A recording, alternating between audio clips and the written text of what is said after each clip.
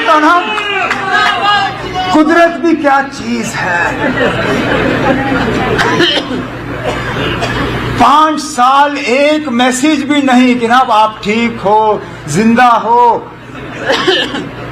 हम क्या कुछ आपके लिए कर सकते हैं या नहीं। अब मैं सुबह उठता हूं तो गुड मॉर्निंग सर,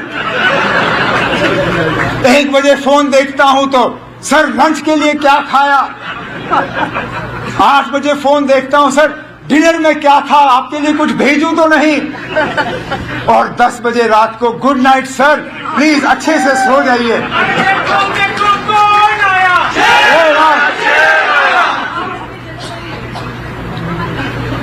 लेकिन ये चीजें हमारे दिमाग को इनका असर नहीं पड़ना चाहिए, क्योंकि अगर हम में घमंड आया,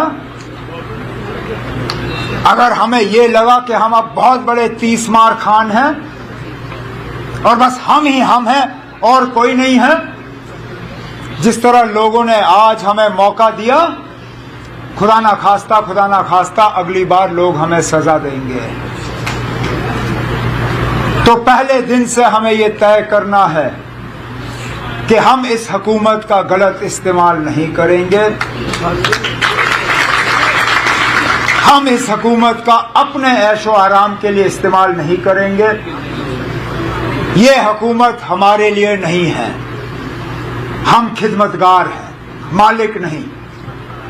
मालिक जम्मू कश्मीर की जनता है, हम उनके खादिम हैं। हमें सिर्फ काम करना है, लोगों के काम करने हैं आपके। और मैं इसी बात पे अपनी तकरीर जो है खत्म करूंगा कि हमारी 24 घंटे यही कोशिश होगी कि हम आपके मुश्किलात और परेशानियों को कम करें और आपके चेहरों पे दोबारा वो मुस्कुराहट लाएं, जो मुस्कुराहट आपके चेहरों पे पिछले 6-8 साल से हम देख नहीं पाए।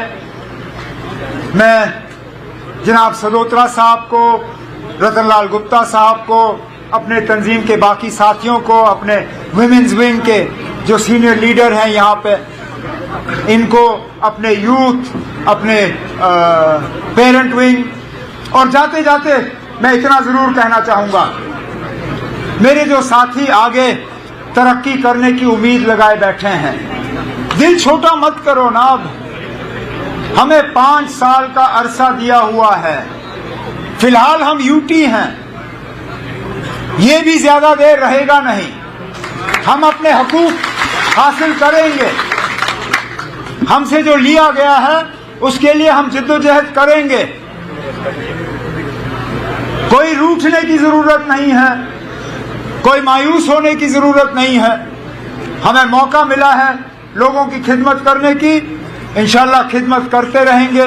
मैं अपने साथियों का आज के प्रोग्राम पे और इस वालिहाना इस्तकबाल के लिए शुक्रिया करता हूं, लेकिन उससे ज्यादा मैं आप सबका, जो इन 2 इलेक्शनों में आपने मेहनत की, चाहे नेशनल कॉन्फ्रेंस के लिए, कांग्रेस के लिए या अलायंस के लिए, दिल की गहराइयों से आपका शुक्रिया करता हूं। और इस इलेक्शन पे कामयाबी हासिल करने के लिए आप एक एक को मुबारकबाद पेश करता हूं। बहुत बहुत शुक्रिया। इस जमात को कमजोर करने की नहीं, मिटाने की एक मुकम्मल कोशिश की गई थी पिछले 8-10 साल के दौरान। कौन सा ऐसा हरबा है जो हमारे खिलाफ इस्तेमाल नहीं किया गया है? साथियों को डराया गया, धमकाया गया, कुछों को लालच दी गई, कुछों को और झांसे दिए गए। अक्सर बेशतर नेशनल कॉन्फ्रेंस के जो सतून हैं वो जमात के साथ जुड़े रहे, उन्होंने इन साजिशों को कामयाब होने नहीं दिया, उन्होंने इन ताकतों का मुकाबला किया। 1-2 बह गए, जाते जाते उनकी भी गलतफहमी थी, कहीं जाने से ये जमात खत्म हो जाएगी। लेकिन बार बार नेशनल कॉन्फ्रेंस जमात और नेशनल कॉन्फ्रेंस के वर्करों ने यह साबित किया है कि ये जमात नेशनल कॉन्फ्रेंस की लीडरों की जमात नहीं है, ये जमात नेशनल कॉन्फ्रेंस के वर्करों की जमात है।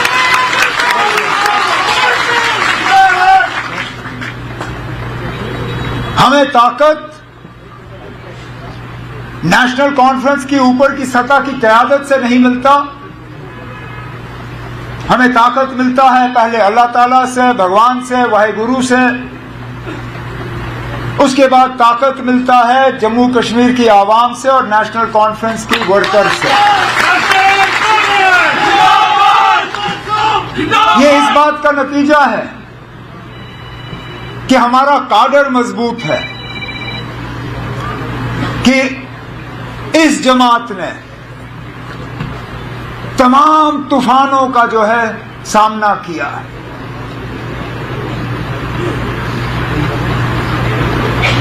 वो कहते हैं ना,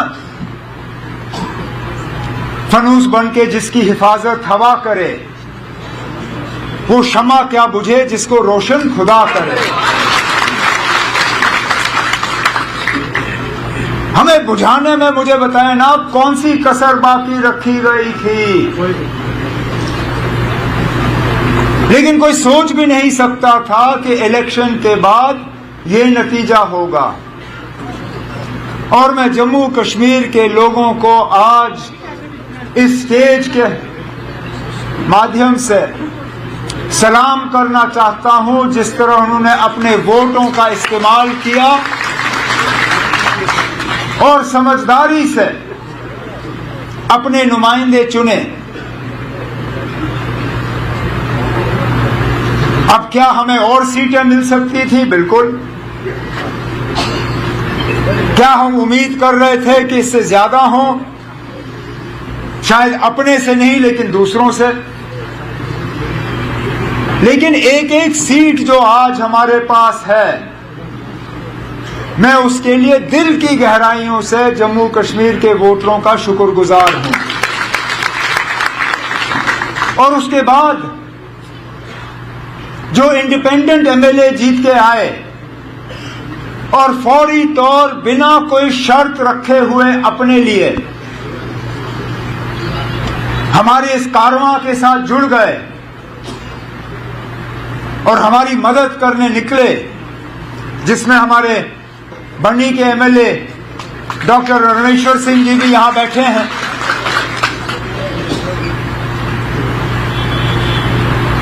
इलेक्शन के बाद जब इनसे मुलाकात हुई, जब बाकियों से मुलाकात हुई,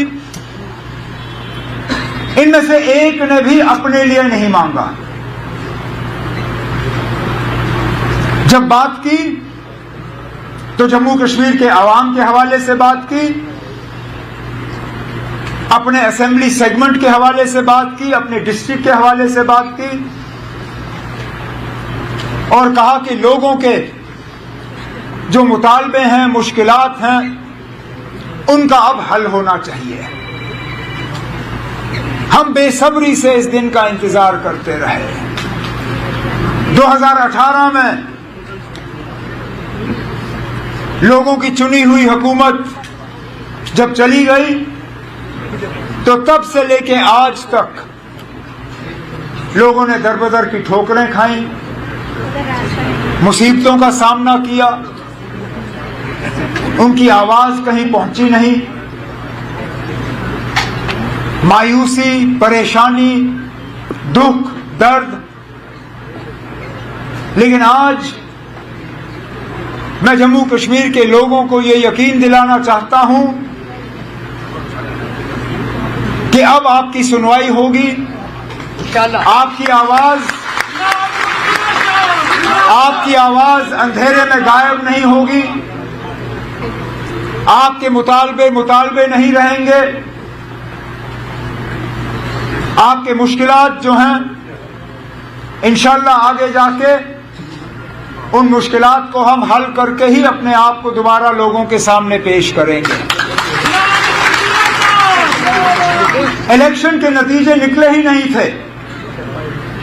इस festive season India leading electronics retailer electronics mart लेकर आया है इंडिया का सबसे बड़ा फेस्टिव ऑफर। खरीदें अपनी पसंदीदा इलेक्ट्रॉनिक्स और पाएं मौका जीतने का 50 लाख कैश प्राइज। आज ही अपने नजदीकी स्टोर को विजिट करें, शर्तें लागू।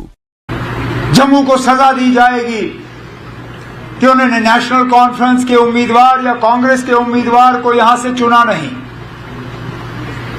और मैंने पहले दिन से कहा, मैंने कहा यह हुकूमत सबकी होगी, इसमें नुमाइंदे सबके होंगे, इसमें आवाज सबकी होगी और हम खिदमत सिर्फ उन लोगों की नहीं करेंगे जिन्होंने नेशनल कॉन्फ्रेंस या अलायंस को वोट दिए। हम अगर खिदमत करेंगे तो पूरे जम्मू कश्मीर की आवाम की खिदमत करेंगे।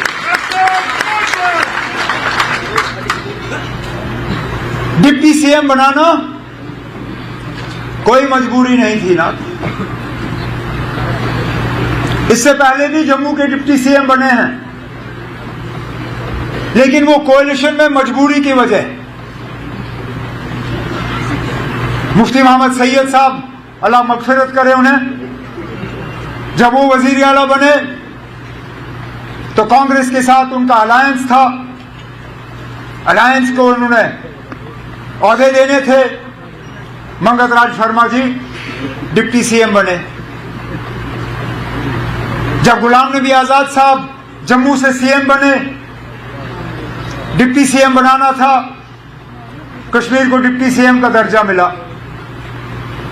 जब 6 साल मेरी हुकूमत चली, वजीर आला के तौर पे मैंने जम्मू कश्मीर की खिदमत की। अलायंस की मजबूरी थी कि ताराचंद जी को हम डिप्टी सीएम बनाएं। इस बार फिलहाल कांग्रेस ने अभी तक मिनिस्ट्री में जो है शामिल होने का जो है कोई फैसला लिया नहीं है, लेकिन हमने तब भी डिप्टी सीएम बनाया और डिप्टी सीएम भी उसी पार्टी का जिस पार्टी का सीएम। ये उन लोगों के लिए जवाब है जो पिछले इलेक्शन में नेशनल कॉन्फ्रेंस के खिलाफ उंगली उठा के कहते थे कि ये मुसलमानों की पार्टी है, इस पार्टी में मुसलमानों के अलावा किसी के लिए जगह नहीं। कहते थे ये कश्मीरियों की जमात है, यहां जम्मू का कोई नहीं होगा। कहते थे ये खानदानी राज वाले लोग हैं, इनको खानदान के अलावा कुछ दिखता नहीं। जब डिप्टी सीएम बनाना था, जम्मू से बनाया, हिंदू बनाया और मेरे खानदान से उसका कोई लेना देना नहीं है।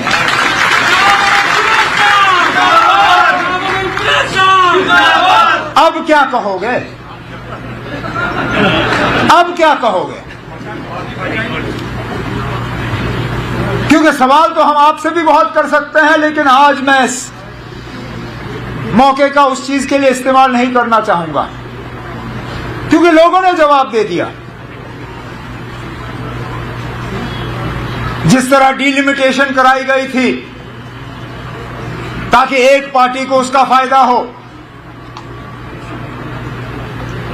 जिस तरह रिजर्वेशन में तब्दीली लाई गई ताकि एक पार्टी उसका फायदा ले, जिस तरह हुकूमत ने अपने मशीनरी का इस्तेमाल किया ताकि एक पार्टी को फायदा हो, उसका नतीजा आपके सामने है।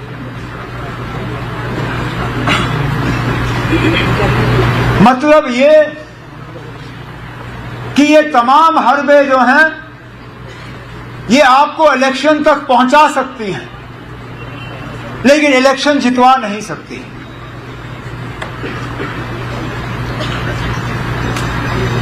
लेकिन आसान काम मुझे लगता है हमने कर दिया है यहां तक पहुंच के। अब हमारे लिए मुश्किल काम शुरू हो जाता है, क्योंकि हमने लोगों की उम्मीदों के बराबर उतर आना है। हमने लोगों के मुश्किलात हल करने हैं, हमने यहां की परेशानियों को दूर करना है, हमने लोगों की शिकायतों को कम करना है, हमें हुकूमत और लोगों के दरमियान जो फासला है उसको कम करना है।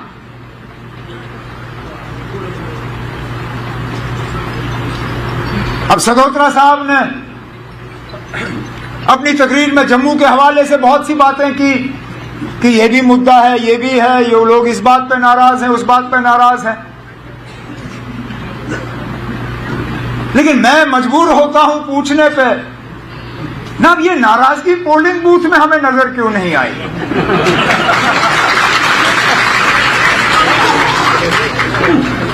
कश्मीर के लोग भी नाराज थे, लेकिन अपनी नाराजगी का इजहार वोट के जरिए किया। Worried about fluctuating gold rate? Book your gold by paying 10% advance at Malabar Gold and Diamonds and stay protected from gold rate fluctuations. Get the jewelry at today's book rate or the prevailing rate, whichever is lower. कहने के लिए तो हम सुनते हैं कि जम्मू वाले भी नाराज हैं। कोई कहता है कि दरबार मूव को लेके नाराज, कोई कहता है कि स्मार्ट मीटर को लेके नाराज, कोई कहता है कि बिजली बिल को लेके नाराज, कोई कहता है कि पानी की कमी को लेके नाराज, कोई कहता है कि बेरोजगारी को लेके नाराज। लेकिन ये नाराजगी जो है पोलिंग बूथ या वोटिंग बूथ में हमें नजर नहीं आया। अब क्या वजह है, यह भी हमें समझना होगा। या तो नाराजगी है नहीं, और अगर नाराजगी है नहीं तो फिर बड़ी अच्छी बात है, फिर कुछ खास करने की जरूरत नहीं, सारा कुछ ठीक है। लेकिन अगर नाराजगी है और उस नाराजगी के बावजूद वोट एक तरफ गए, तो इस बात को भी समझने की जरूरत है ना कि आखिरकार हुआ क्या।